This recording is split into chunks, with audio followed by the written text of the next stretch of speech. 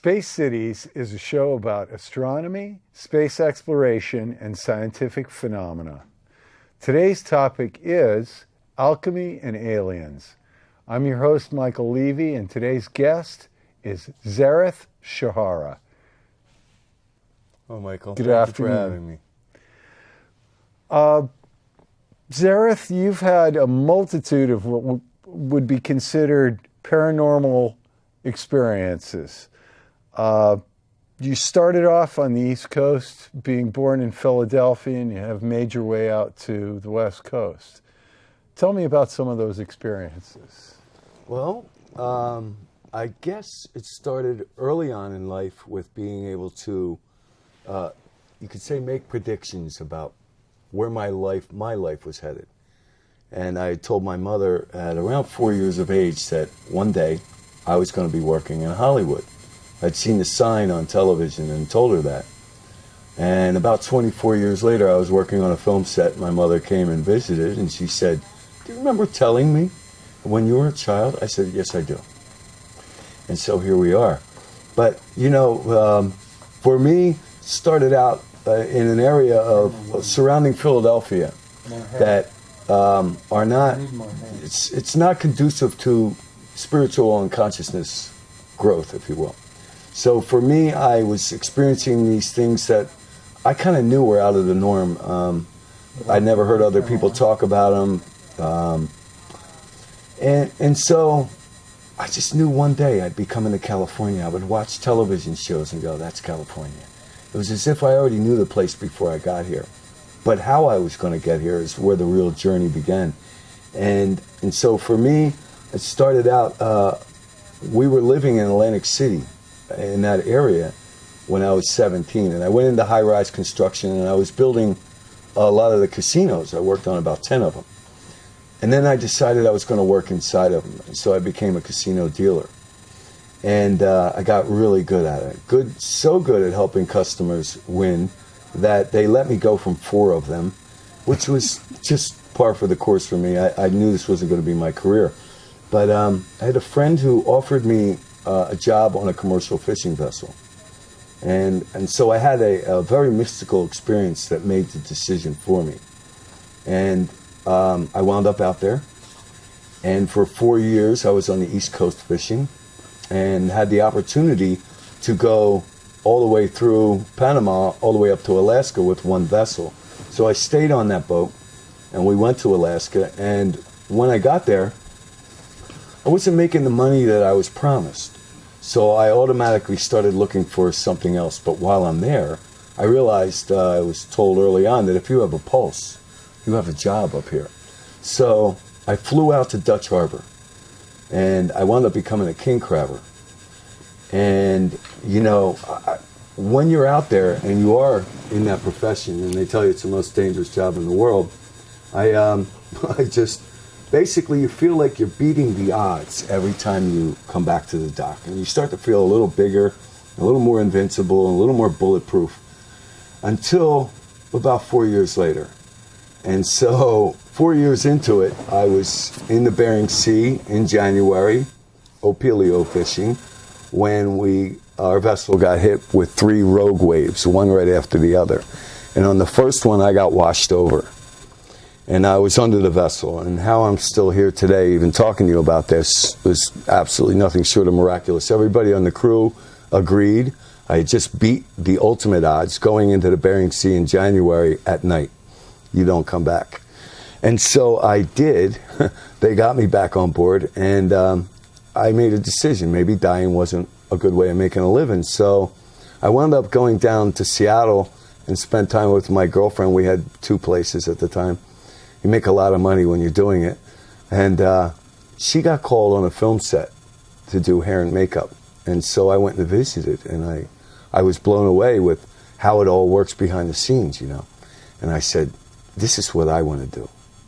And that had been maybe the story of my life constantly, was I would say, I want to do this, I would do it. So just through determination, you know, that dogged nature that I have in me, and you've known me for a couple of decades now, once I get on something, I don't get off it. And so I became a stagehand.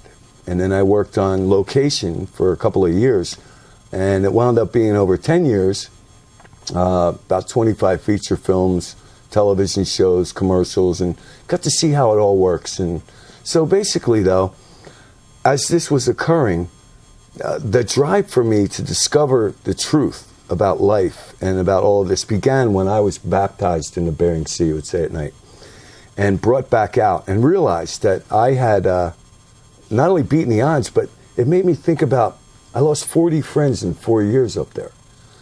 And I lost about 40 on the East Coast too, but on a vessel that goes down on the East Coast in the fishery that I was in, 15 guys die at one time. In king crabbing, it's 4 to 5 guys per vessel. So more boats went down while I was up there than happened on the East Coast. And you come away from it thinking, why me? Why did I survive? I knew so many people who were way more dynamic than me in character, and I thought were just those atypical Alaska men who, you know, should have, by all accounts, survived anything. Being dropped off in the middle of nowhere. These guys were like that. They were, in my eyes, larger than life, just like Alaska itself. And so, you know, going from deckhand to stagehand, I had a lot of time to think while I was in that hotel room at nights. And I worked on a film called Fearless. And it was, the basic premise of the film was, Jeff Bridges survives a plane crash while his best friend, who was way more dynamic, had the perfect life and everything seated right next to him. He dies in the crash. So the character of Jeff's goes crazy, insane, trying to figure out why it is in the larger picture of things that he survived. And I think in my case, what I came to was there's still something I'm supposed to be doing. I'm not sure what it is, but maybe it's better that I don't know. Maybe I would have said no to that agreement. But I think when we all incarnate, I've gotten to the point where I realize we all have dignity, we all have purpose. And distinctions are only things that keep you from thinking that you're more special than somebody else. So I never thought I was, but you know me, when it comes to having inner dialogue, I rarely keep it within. So that when I was discovering a lot of these things over the years, I remember you being there and I would bounce it off of you. And you were my sounding board, because a lot of what I was discovering had to do with history, religion, politics, and this was all from just asking, who am I, why am I here? And I kept getting led into these different areas for periods of time. So it was as if I was being guided, and I know I've been guided because over the years I've heard a voice occasionally tell me, move, and then something would hit the deck. You've always been interested in linguistics. Yeah. And linguistics in many, many respects has brought you to understandings that you'll say are the results of alchemy, of a person being able to envision a future for themselves and forge that in a constructive manner. Could you expound upon that a little bit? Sure. Well, first, let's just define alchemy. And it's succinctly, simply put as speeding up nature and changing one thing into something else. And if that something else wasn't already in that one thing, it wouldn't occur anyway. So in other words, I was going through transmutation myself. I was coming to discover who I really was. And it's really more of an uncovering of anything, because in my case, I had to stop defining myself as this body. I had to start thinking, who is the observer inside? Because alchemy, if it teaches you one thing, it teaches you the art of manifestation, how to put your intention into whatever experiment or project you're working on. The filling of Socrates' cup, in other words. Oh, yeah. And then I also had to play with Plato's cave. What's reality? You know, what is my reality? And so alchemy, if you read the stories of the alchemists, which is what I did before I ever got into the actual art or physical experimentation, I wanted to make sure I knew inherently this was a sacred science. And, you know, what is it about man? There's one fever we've never been able to cure, and it's gold fever. And so going back to the Bible, you have 417 mentions of gold in the King James Bible. And so what is it about gold? And that's what eventually led me from transmutation into the story of the Anunnaki, as they say, which is starting to really become part of the zeitgeist. People are asking the question, who are these guys?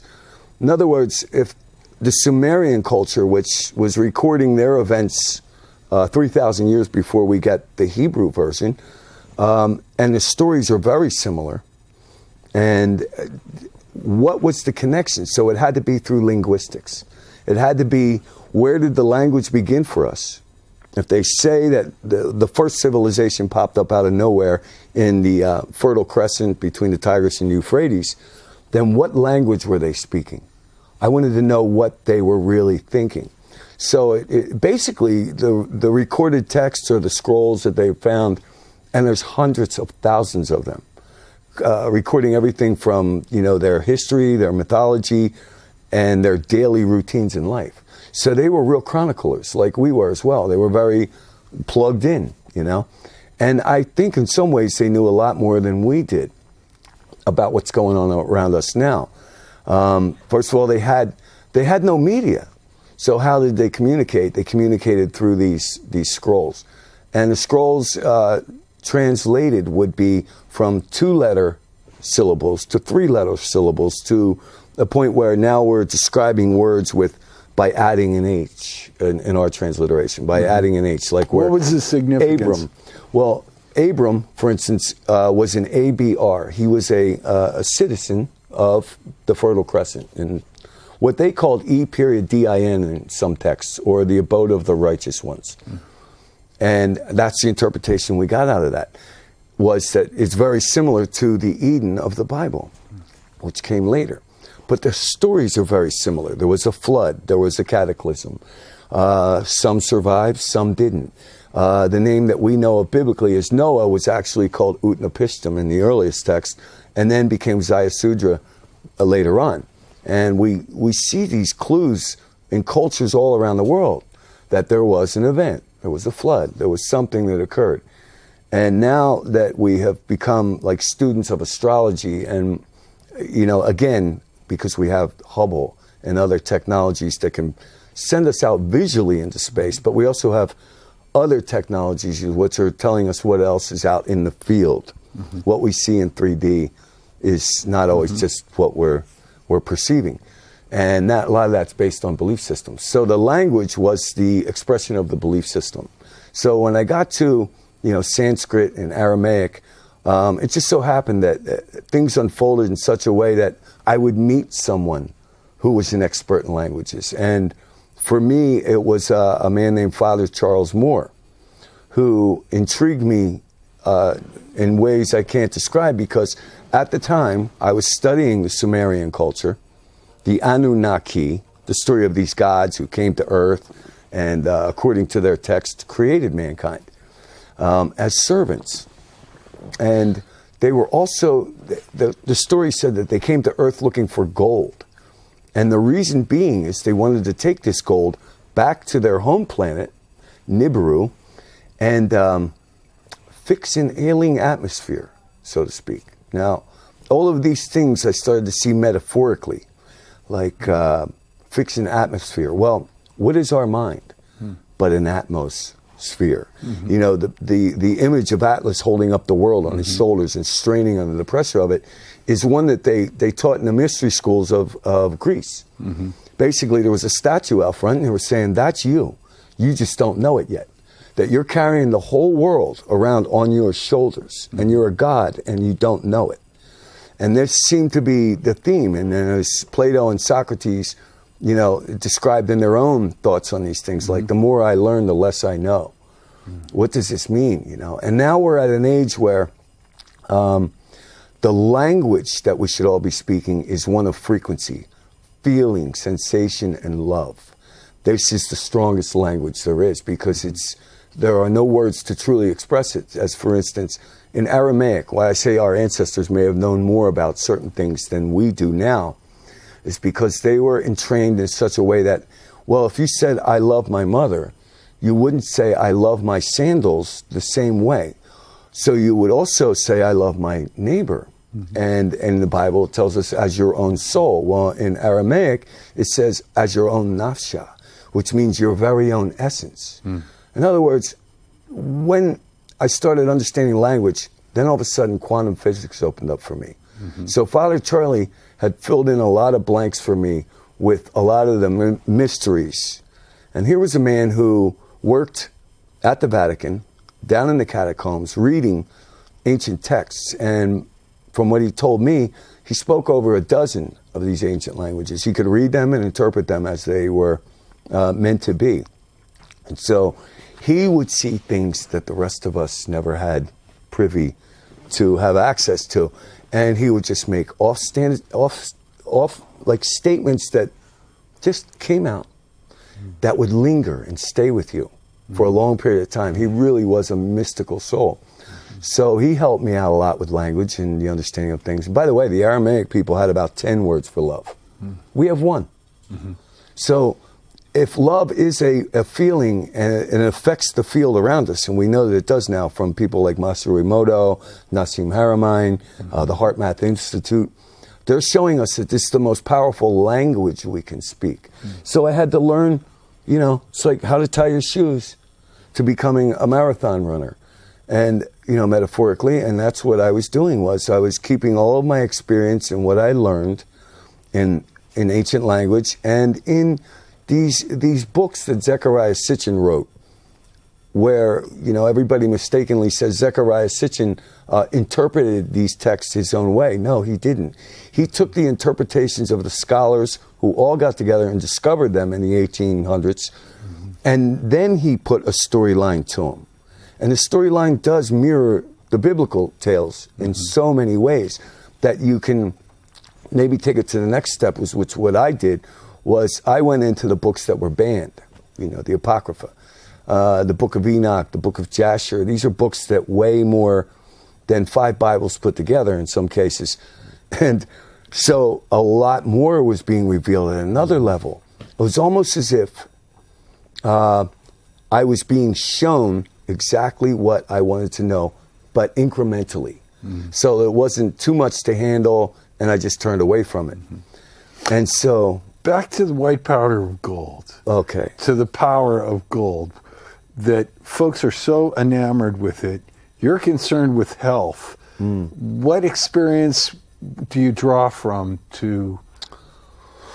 Well, okay, so what is it about gold, right? So if you look at our blood under a microscope about 800 times, you're going to see little specks of gold moving through it. So it's literally in us. And so, like, as a, for instance, how does gold equate to red? When you look at the stained glass windows of the old cathedrals of Europe, they were performing alchemy. They were using gold in to make that color red. They would use copper to make green. So this was an ancient So you're craft. saying that they're creating a matrix of light, basically. Well, I with have different elements so for to instance, create yes. something beyond the normal 3 dimensions. You're actually talking about the 4th dimension. A completely metaphysical science, but it is also part of our 3rd dimensional reality. Back to color for a moment. I have a friend who invented something, and this invention had to do with discovering the source of light. And he said he was using an electron microscope, and he went to look for the source of color in things. And he said, do you know what I found? I found there is no color in color. It's only the crystalline shape of the 3rd dimensional structure I'm looking at and how it reflects ambient light. And his invention has changed the world. So I finally spoke to somebody who had privy to an electron microscope. And I realized something. So when they say that we live in empty space, it took me about 10 years to really get a hold of the hologram, as we're all referring to it as these days. And it really is a holographic environment. I mean, we ultimately know that this table, these chairs, are 99.9 more nines at least empty space. And therefore matter of all that is, like in our solar system alone, 99% of all the matter is in the sun. So that further expands the nature of this empty space for me. They said if you could take all the matter of the sun and put it in a teaspoon, it would have the same power and the same electromagnetic force and draw, but that's all the matter that is involved in this big gaseous ball. Then when I started seeing things like that the sun was cooling down according to the observations, and yet the planets on the way out were heating up according to those other observations.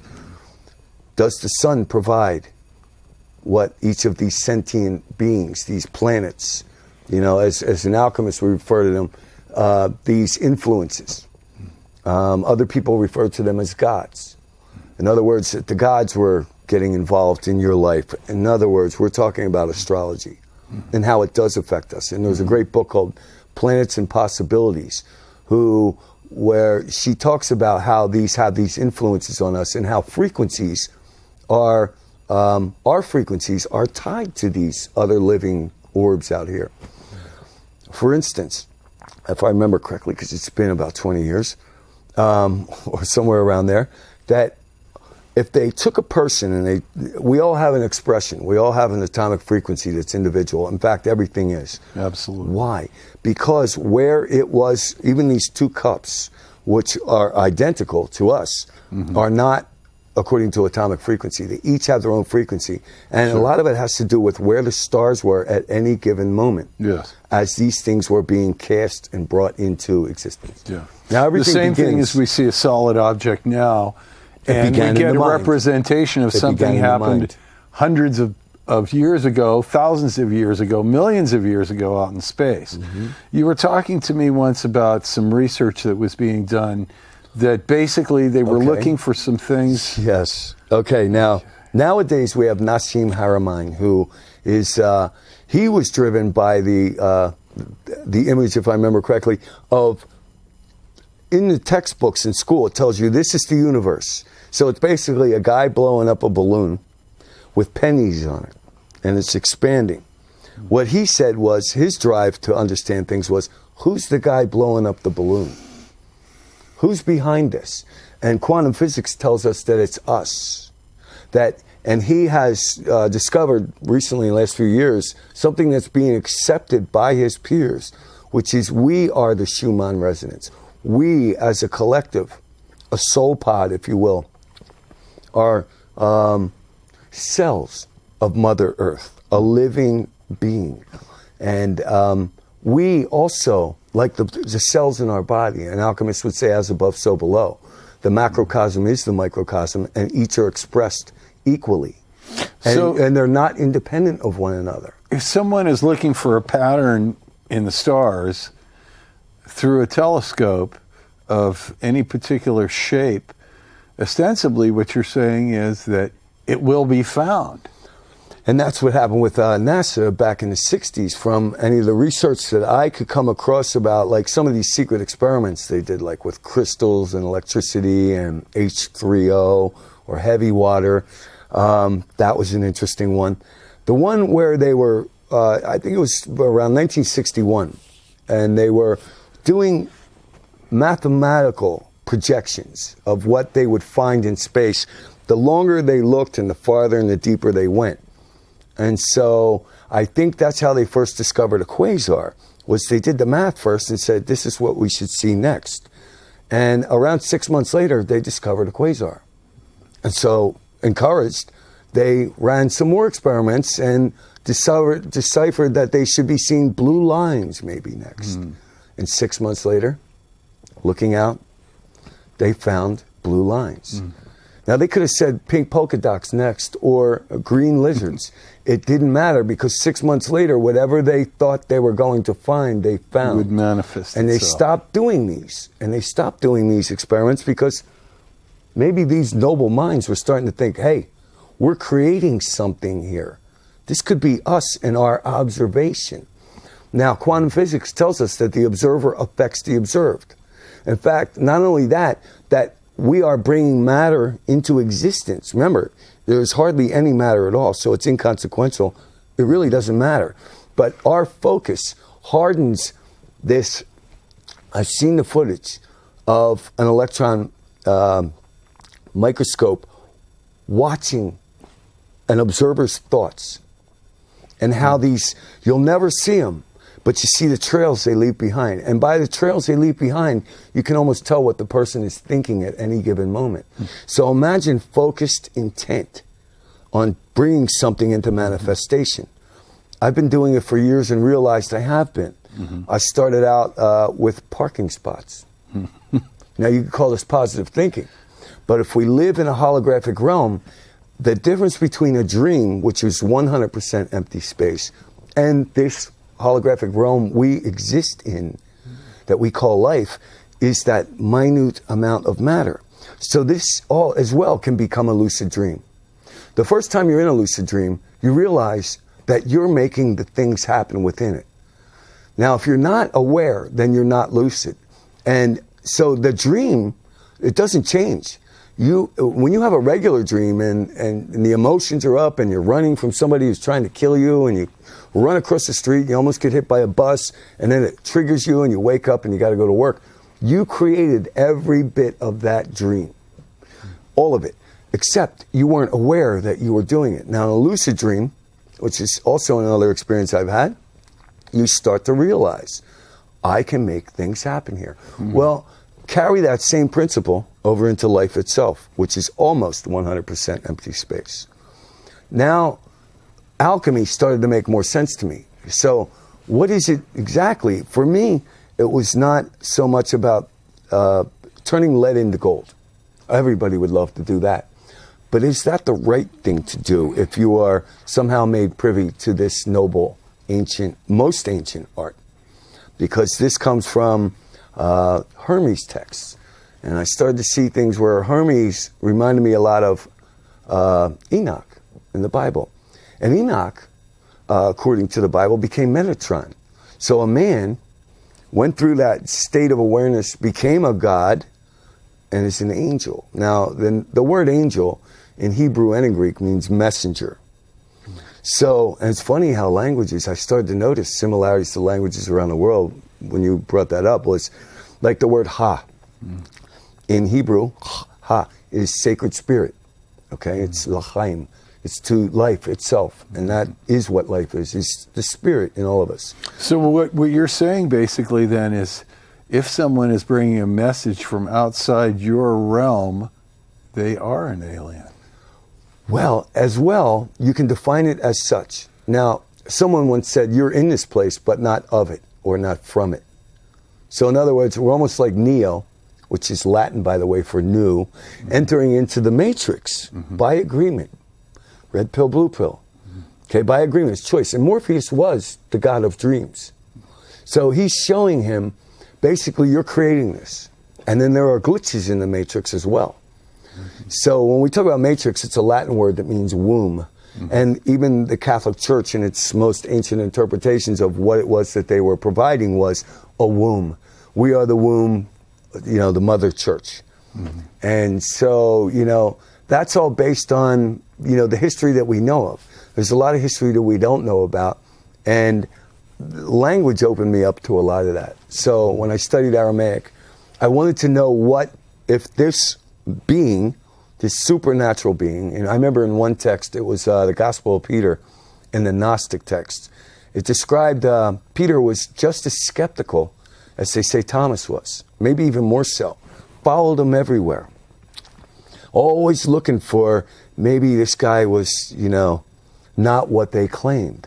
But he did notice two things, according to that book, was one is he never left a footprint anywhere he went, and he never blinked. So are we talking about supernatural beings amongst us? Now, if you're looking at this realm from an alchemical point of view, from an alchemist point of view, which is where you bring something from another dimension in this dimension by focused intent, this supernatural being was the one who, by the way, told us that we're in it but not of it, that, you know, whatever you believe so in your heart, it's yours already. But do you believe it long enough? Do you focus on it enough? So for me, when I came to discover the art of manifestation and the art of transmutation, and it was all through language. Everything I've ever learned was self-taught with a little help along the way. And I had to make up my own mind about it, but I always was aware that this is not for everyone. Mm-hmm.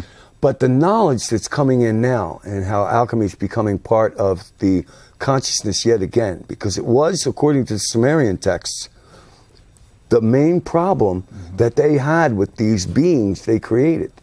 That these Anunnaki gods, as they wanted to be referred to, and if you look at their little pictograms, you can see the god was seated on a throne off of the ground, separated from the ground, so he wasn't grounded in our frequency. He wasn't of 3D nature. You know, see our feet as plugging into the matrix. And here we are in life having this experience. When they were seated, men would walk up to them and give them gifts and offerings. So that means if he stood up, he would be that tall. Now, we know that according to our chromosome structures, 44 and 2, 46 and 2, the more that we get chromosomes added, the taller the being becomes. I remember Father Charlie told me the original Adam, the first Adman Kadmon, he was over 40 feet tall. And when he put that out there, he just said it. But over years of study and understanding things, that this pure being who was created through alchemical means. And that's what you start to see in the text when it says, well, God blew spirit into soil and created Adam. But wait, it said the Elohim said, let's make man in our image. The word make refers to alchemical methodologies. You remember the story of Rabbi Low and the Golem? Yes, exactly. A lot of people say that's very true. A lot of people say it was very true, that he said through Kabbalah, he understood how to create man. He understood God's science now. And he created a golem. And that golem got about 8 feet tall before the local people went to Rabbi Low and said, look, it's getting out of hand with him. You either do something about it or we're gonna. Now you can imagine the story of Frankenstein, because that's where it came from. Mary Shelley was over there, and you know. You have particular feelings about growing things, nurseries and gardens. Oh, well, yeah. Oh, most definitely. I mean, one of the things, you know, in this paradigm that we're in right now, where things are like speeding up, as we had said earlier, we're starting to learn a lot of things about just how expanded we are. You know, we communicate with each other through words, but we're also communicating through those frequencies remotely. These experiments have all been done. And so we know that we can psychically communicate with one another over great distances. These experiments were going on late 1800s, early 1900s, and they were proven basically infallible. If the communication didn't work that day exactly the way it was supposed to, there was always some reason. There was something going on. But, you know, Stanford Research Institute, they've done their share of experimentation down here into our psychic nature, if you will, for lack of a better word. Intuitive self. That's what I like to think. I like to think that we're many different aspects. What interests me specifically, the healer is a gardener. Yes, exactly. Old gardeners never die. They just spade away. There's been a lot of research as of late in communication with other within forests. Yes. Within forests, tree to tree, about the conditions that are going on within the forest. Who's entering the forest? What history he has, how they know the nature of this individual. Alchemy teaches you your oneness and your unity with all things. And I'm not talking the metaphysical, metaphorical alchemy. I'm talking about the transmutation of gold and other noble metals once ingested. Yeah, let's get back to that. Yeah, and so when you start ingesting this white powder made from gold, which is why I originally went to see Father Charles Moore back in the year 2000, was because this was a Catholic priest talking about the Anunnaki and the white powder made from gold. I heard it in my driveway, and the next morning I was at that conference in Berkeley, and I met him. And we became friends. And, you know, although at a distance, we spoke on the phone a lot, we had a lot of good conversations, and he revealed things to me that, just like you said, were off the wall. And I'm not even going to talk about him a whole lot, but, you know, Adam being 40 feet tall, the fact that we, you know, I was probably like everybody else into distinctions at the time. And I've come to find that they're useless anxiety. Basically, or it's my personal thing that I put out there all the time when people say this race or that race. I go, there's only one race, the human race. Okay? Mm-hmm. Forget all that antiquated noise. What we need to start seeing is each other as one another. Now, if our ancestors knew this, it would explain why the Mayan people used to greet each other, Ina Ish, which means you are another me. How could you ever have an argument with someone after that? And they were a very, very spiritual community, and like the Essenes, and like the Gnostics, and I would say to a certain degree, like the Great White Brotherhood of Egypt, who were also a pharaonic bloodline. When I came to see the story of Moses as something alchemical, it was also historical, because I looked at Moses, and the name Moses actually is shared in Egyptian as well, like manna. Manna in both languages means what is it? Now manna was what was kept in the Ark of the Covenant. And the word covenant means to break bread. Okay? And so what bread are we talking about here? Well, it was the bread of life. There was the manna, that when Moses went up on the mountain with Bezalel, the goldsmith from Egypt, manna came down, and what they used to do is they would put sheets out and stake them in the ground and collect this dew in the morning, then wring them out and then drink it. And they said this was the food that God provided for them. Little did they know what was really going up on that mountain, and they have found forges on all those mountains now with bellows. And what happens is when the winds come up at nighttime, 80, 90 miles an hour, these bellows increase the temperature within the forge. And so imagine 200,000 to 600,000 people going into the desert, because that is the story of Akhenaten, by the way. That Akhenaten was exiled. So Moses went on Exodus, which means in the name of. And Akhenaten went on Exodus because the priesthood of Amen-Re at the time said, take you and your ideas and go away. And take all your people with you. This may have been his plan all along.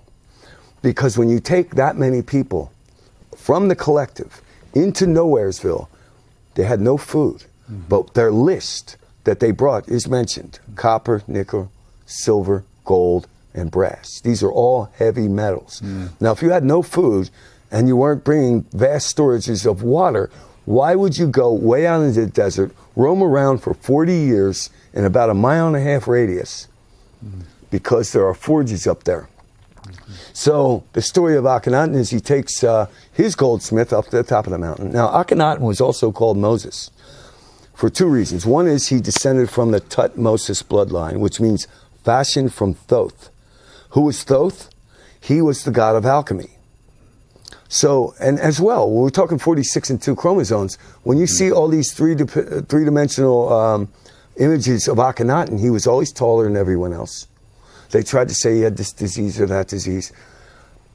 Whatever. This is a man who brought all these people out into the desert and said, I will take care of you. It's interesting. They I say, seem to remember a reference what are we as a eat? Forge that he ran. Wait. With one the even hammer. better. One even better. So they go up to the mountain, let's just say.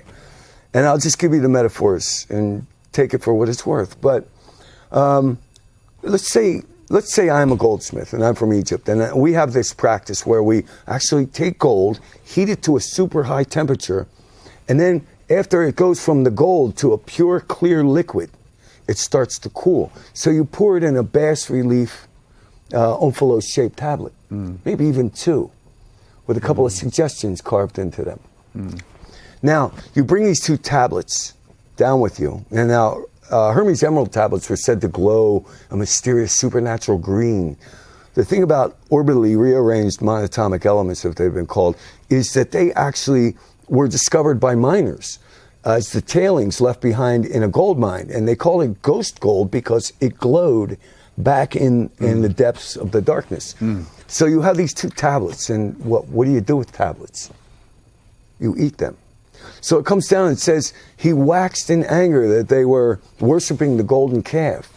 Now this golden calf was called El. Now El could be seen as a generic name for God, but in Egyptian culture, it was specifically Saturn. Now, Saturn was the horned one, okay? And so he was the bull. He was also represented as the bull. You go back to Sumerian culture and you can see a couple more representations. A 5-pointed star, the color blue, because Enlil means Lord of the airspace. Now that you could say that's the sky and it's blue. Mm-hmm. An alchemist starts to see it as Lord of the airspace. Mm. What's going on in your mind? This particular aspect or deity within your own self is influencing you. So, sometimes you have to ground me and bring me back. But as far as alchemy goes, it was the ancient science that everybody was pursuing. When you look at the story of Jason and the Golden Fleece and the Argonauts, he was looking for that golden fleece. The fleece was considered to be a coat of invisibility. Okay, this is another thing that alchemists can do, is they can change their vibration, according to some of them over the years, and disappear. So if you speed up your atoms, some masters from the Far East would say the same thing. I remember one story where a guy went over to meet a master in Tibet, and they were walking down this dirt road, and the rain started coming down, and he was soaking wet. But the master, who was wearing his little thing around his waist, was dry as a turkey bone. And before he got to ask him the question, he gave him the answer, and he said, "Oh, I just sped up my atoms so the rain goes through me." Now, there are many other stories that were collected by Baird T. Spalding and other people who, just like we say, in the last couple hundred years, things are speeding up. And so our ancient sciences and our ancient understanding of who we are as a collective must be very important, that it's coming back from the unified field to us. Yet again, because we're seeing, let's just say, from third-dimensional astronomical observations, that we are going through this thing called the precessional equinoxes, this alleged 26,000-year journey, which takes us through all 12 houses. And we have different expressions on one side of this journey and different expressions on the other. They say that the age prior to this one, the 12 to 13,000 years, it was very matriarchal. We were very in tune with nature. Then when we got past that 1,000-year lull, they call it, where it's 1,000 years of peace. I'm sure we've heard that before. And then we get back into what's the masculine-dominated age. And that's where we're at now, they say, at the very end of that. And when you get into that elliptical curve, things speed up. So now we are in an alchemical time, because remember, alchemy is just the slingshot effect. Exactly. But the thing is what's not as important as where we are now is our trajectory. And so consciousness is awareness. And people are becoming way more consciously aware of what's being sold to them or being told to them or going on in the world right now. So when a person sees or senses incongruent messages, it hits them a certain way now. Whereas before they were lulled by technology into just believing everything they heard in the system. You know, the word system in Latin means sewer. So, you know, if you're in the system, you know, the idea is we're in an area now, right, where I am now on the world, where California starts just about everything. I mean, we've had discoveries all over the world, but over the last 100 years, this place has had such a dynamic effect on the rest of the world. It's almost as if our activity here is causing reactions around the world. No, absolutely. A ripple in a pond. We know of the research that's being done with earthquakes that was a result of our geographic area. This is for sure. Oh, I can see the epicenter of the last one. I could space see technology here. We are in the Mountain View area, and this is where so many great advances have been made. So many minds. All the best minds are selected and brought to here. So I feed off of that energy too. We are one. And so that whole thing about the unified field, providing, because it's consciously aware of itself. We know the universe knows itself. And we also know that it knows its many other selves as well. So there's these things we call theories, you know, it has the word theo in it. So we believe we understand God's creation when we come up with these theories. But the theories lately have only been based on observations that can't be denied. Well, then this leads to the next question, which is, are there uses for gold that remain undiscovered? Yes. Yes. And I would say undiscovered to the collective, but maybe not so much so to those who are in the business of discovering things like this. It's like, for instance, when I came across David Hudson. David Radius Hudson was the man who I would say rediscovered the art of transmutation and turned it on the world.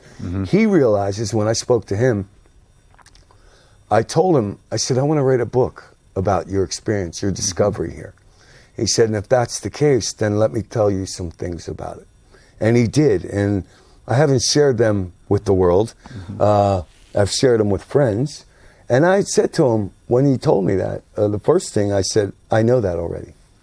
So I knew inherently this was part of my journey in life. And that was over 12 years ago.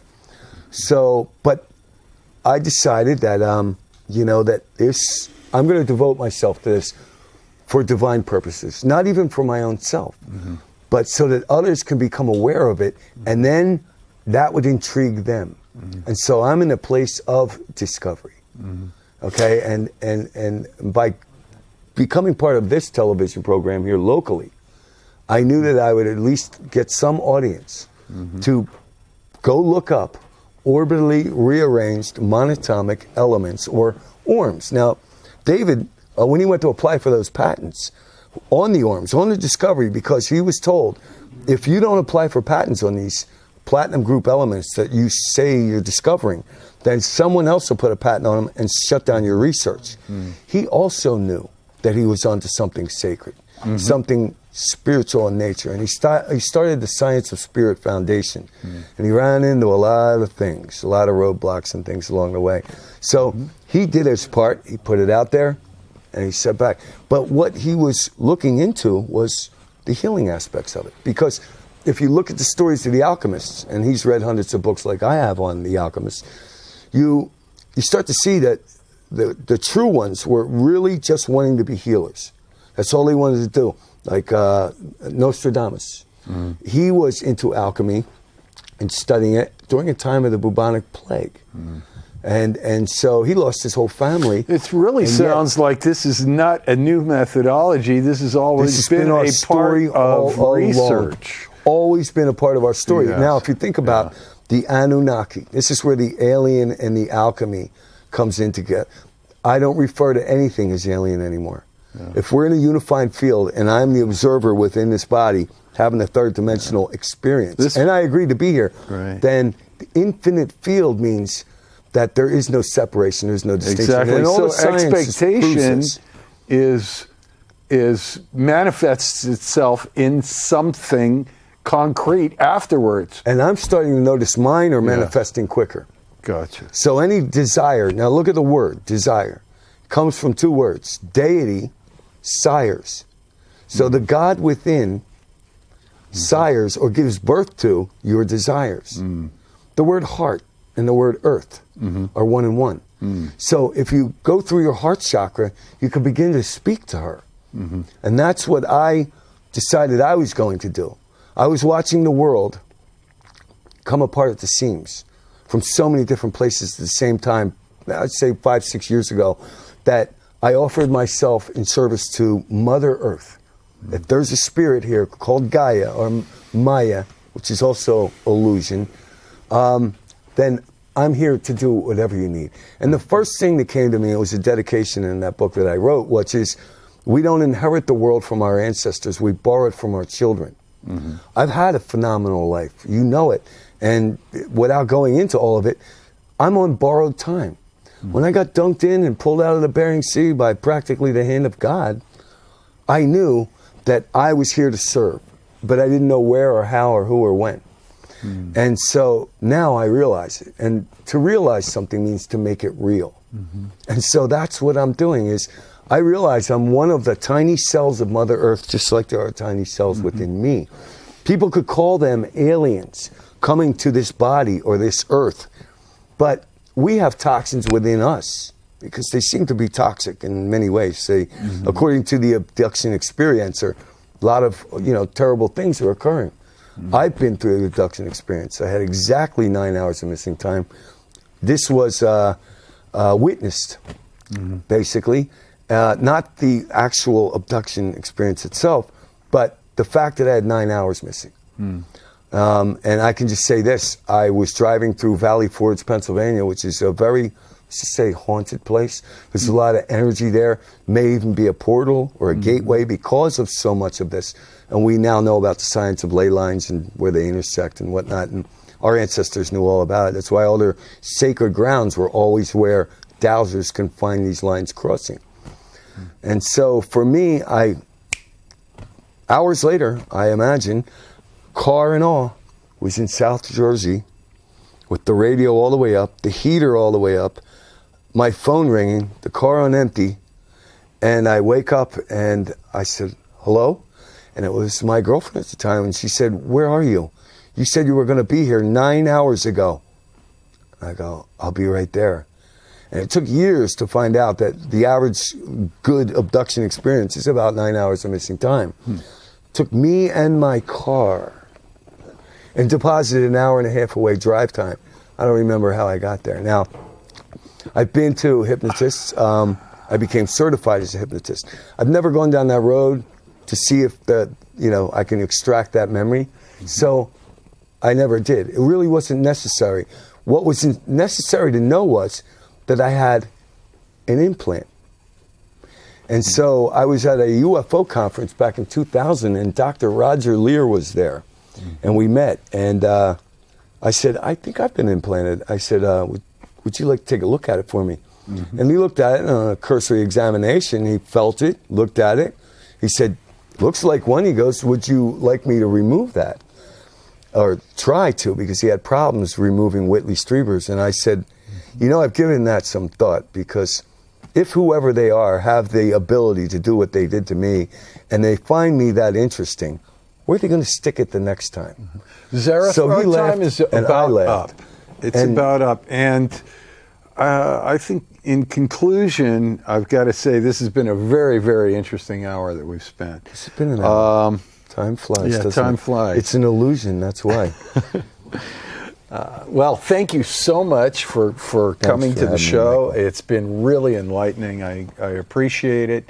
The blend and meld of scientific information that we have that really is irrefutable in so many respects, because of the fact that it is research that has been concluded. Done, more than once, and there's always been a positive response to this type of research in that respect. So if anybody wants to contact me, you're going to absolutely have that information. If they have any questions and I can answer them, get in touch with me through the email. Yes. And we can establish some sort of, which relationship. Is esoteria at sbcglobal.net. That's ESOTERIA